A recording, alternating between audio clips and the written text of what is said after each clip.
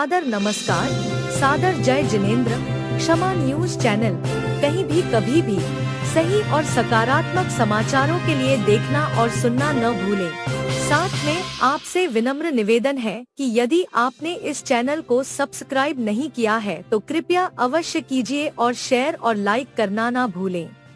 महर्षि, मेरा प्रश्न है कि यदि कोई जीव संयम के साथ मरण करके देव पर्याय में जाते हैं तो वहाँ पे जो अवधि ज्ञान होता है, तो फिर यदि वो पूर्व पर्याय में अवधि ज्ञान लगाते हैं तो क्या मतलब यहाँ पे आके किसी की मदद कर सकते हैं? क्योंकि कई बार आचार्य श्री जी को ऐसा सुना है कि यदि उनका कोई भी अच्छा कार्य होता था तो वो हमेशा अपना उसका श्रेय आचार्य ज्ञान सागर जी को देते थे। और अभी वर्तमान में भी आचार्य जी नहीं है, तभी भी सभी को अपने जीवन में कई ऐसी घटनाएं होती हैं, तब आचार्य जी का एहसास होता है। तो क्या ये संभव है कि वो वहाँ से हमारी किसी प्रकार की मदद देखो, करें? देव पर्याय में गया हुआ जीव पूर्व भव के अनुरागवश आते हैं, साथ देते हैं, लेकिन पंचम काल में वैमानिक देव नहीं आते जी। ज्ञान सागर जी महाराज निर्गंथ लिंग को धारण किए, वो निश्चित रूप से वैमानिक देव हुए, उत्तम समाधि ली, और परम पूज्य गुरुदेव के वैमानिक होने में कोई संशय ही नहीं। फिर भी गुरुदेव ज्ञान सागर जी को श्रेय देते थे, ये गुरु के प्रति कृतज्ञतापूर्ण भक्ति का परिणाम था। आज हम लोग भी जो श्रेय देते हैं कि उनका ही आशीर्वाद चल रहा है, ये उनके प्रति कृतज्ञता की अभिव्यक्ति है। पर ये मत सोचना कि वो अब वहाँ से आएंगे। पंचम काल में शास्त्र में कहते हैं कि आ ही नहीं सकते, आएंगे तभी जब भवनत्रिक में गए हों। तो ऐसे महान विभूतियों के साथ ये संभावना ही नहीं, समझ गए? और हम तो चाहते ही नहीं कि वो आए। बस उनके प्रति हमारी श्रद्धा और समर्पण का भाव बना रहे, यही उपलब्धि। नमोस्तु। प्रदीप जी जगाती LIC परिवार है। कोटि कोटि नमोस्तु नमोस्तु नमोस्तु। हे भगवान, कर्म सिद्धांत क्या है? प्रतिक्रमण से आत्मशुद्धि होती है क्या? और आत्मशुद्धि कैसे करें जिससे अपना जीवन सरल और सुगम तरीके से चल सके? 3 सवाल है, अनुमति 1 की थी। चलिए संक्षेप में तीनों का उत्तर दे देते हैं, पीछे वाले एक ही पूछना, नहीं तो लिस्ट बहुत है ना? आपने पूछा कर्म सिद्धांत क्या है। आप तो किसानी के अनुभव से जुड़े जी जुड़े। धरती में बीज बोते जी। गेहूं का बीज बोते, क्या उगता है? गेहूं उगता। चना का बीज बोते हैं, चना उगता। मूंग का बीज बोते हैं, तो क्या होता है? जैसा बीज बोते हैं वैसी फसल आती जी। बस इसी का नाम कर्म सिद्धांत है। जो हम करेंगे सो भरेंगे, जो बोएंगे सो काटेंगे। जी। संक्षेप में अगर कर्म सिद्धांत को समझना है तो यही। जी। अब थोड़ा और विस्तार से, शायद आप अपेक्षा वही रखते हैं। जी। कर्म सिद्धांत क्या है? अभी मैं जो बोल रहा हूँ, मेरे सामने ये कैमरे लगे ना, जो बोल रहा हूँ उसमें रिकॉर्ड हो रहा है जी। और जो रिकॉर्ड हो रहा है वही प्ले होगा जी। ठीक है, मैं जैसी प्रवृत्ति कर रहा हूँ वैसा उसमें रिकॉर्ड हो रहा है जी। इसके कार्ड में निकाल करके देखेंगे कुछ भी दिखाई नहीं देगा, नहीं देगा, न सुनाई पड़ेगा, लेकिन जब सिस्टम में लगा कर इसको प्ले करेंगे तो सब दिखेगा जी।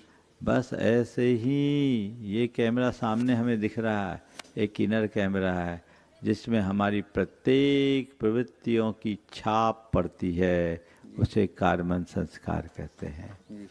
और वो ही कालांतर में पक करके फलते हैं, और जैसे हमारी प्रवृत्तियाँ होती है उसका प्रतिबिंब हमारे जीवन में आता है। अब वर्तमान जीवन हमारे अतीत के कृत्यों का प्रतिबिंब है, और वर्तमान के कृत्य भी भविष्य में प्रतिबिंबित होंगे। इसका ही नाम कर्म सिद्धांत जी। समझ गए? तो हम ये कर्म सिद्धांत को समझे, लेकिन जैसे ये रिकॉर्डिंग हो गई, पर ये रिकॉर्डिंग में बहुत कुछ फेरबदल करने की संभावना है।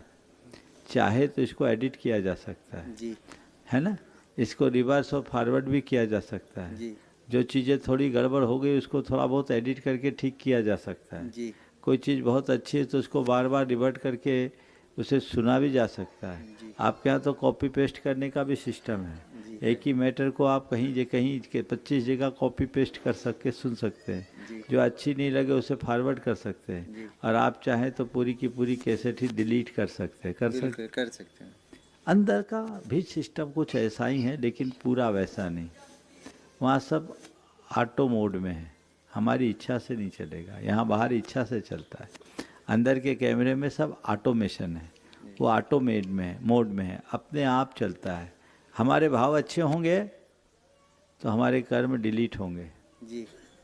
हमारे भाव होंगे तो हम अपने पाप को कुछ अंशों में पतला कर पाएंगे जी। हमारा भाव और अच्छे होंगे तो हम अपने पाप को पुण्य में परिवर्तित कर सकेंगे। ये सब एडिटिंग की सिस्टम है जी, समझ गए। और हमारे भाव अच्छे होंगे तो हम अपने पुण्य को और गहरा बनाकर नए नए पुण्य को उत्पन्न करेंगे, रिवर्स होगा जी। और हमारे भाव और अच्छे होंगे तो हम अपने अंदर के पाप को नष्ट कर देंगे, फॉरवर्ड हो गया जी। चीज़ें ऐसी है, कुल मिलाकर सब कुछ हमारे भावों पर निर्भर करता है। यदि हमारे भाव शुद्ध हैं तो जीवन शुद्ध है। इसलिए भाव ही हमारे बंधन और मुक्ति का आधार है। भावेन बंधो भावेन मोक्षो, भाव से ही बंध है और भाव से ही मोक्ष होता है। इसलिए अपने जीवन को सही दिशा में आगे बढ़ाना है तो भाव शुद्धि रखें। प्रतिक्रमण से हमारे भावों की शुद्धि कैसे होती है जी। घर में बुहारी लगाते हो, कचरा साफ होता है कि नहीं? होता है। हाँ, तो कभी सवाल क्यों नहीं करते कि बुहारी लगाने से घर की सफाई कैसे होती है? अरे बुहारी लगाओगे तो सफाई होगी ना जी, होगी। तो मन में बुहारी लगाओगे तो मन की सफाई होगी कि नहीं होगी? तो प्रतिक्रमण का मतलब मन में बुहारी लगाना है, मन को साफ करना है, सफाई अपने आप होगी। और मन साफ होगा तो जीवन अपने आप प्रशस्त होगा। तीसरा सवाल का उत्तर इसमें आ गया। चलिए, नमोस्तु। हे भगवान, अंजना महेश जैन टड़ा सागर वे अपना प्रश्न करें। और नमोस्तु नमोस्तु नमोस्तु। हे भगवान, हे गुरुदेव, कृपा करके बताएं कि आत्मा कैसे दिखती है और मैं उसे कैसे जान सकता हूं। और दूसरा प्रश्न गुरुदेव कि आपने टड़ा जनालय के दर्शन किए, गुरुदेव अपना वो भी बताएं कि इस मंदिर में क्या कमी है और हम लोगों को और क्या करना चाहिए। नमोस्तु भगवान, नमोस्तु भगवान, नमोस्तु। आत्मा कैसे दिखती है और इसका अनुभव कैसे किया जा सकता है, ये पूछ रहे हैं। लाइट जलती दिखती है जी, दिखती है। कैसे जलती है? लाइट से। हाँ, लाइट ऐसी। लाइट तो जल रही है, जल कैसे रही है? पावर से ना, करंट से। करंट दिखती है? नहीं दिखती। देखना चाहते हो क्या? बस जैसे करंट नहीं दिखती, लाइट दिखती है, वैसी आत्मा नहीं दिखती, आत्मा की एक्टिविटीज दिखती है। लाइट को देखकर, लाइट को जलती देखकर हम ये अनुमान लगा लेते हैं पावर है। ऐसी आत्मा की गतिविधियां से देखकर हम अनुमान कर लेते हैं आत्मा है। समझ गए? जैसे करंट को देखा नहीं जा सकता, अनुभव किया जा सकता है, ऐसी आत्मा को आंखों से देखा नहीं जा सकता, केवल अनुभव किया जा सकता है। समझ गए? क्षमा न्यूज चैनल देखने के लिए आपको बहुत बहुत धन्यवाद। सादर प्रणाम। सादर जय जिनेंद्र।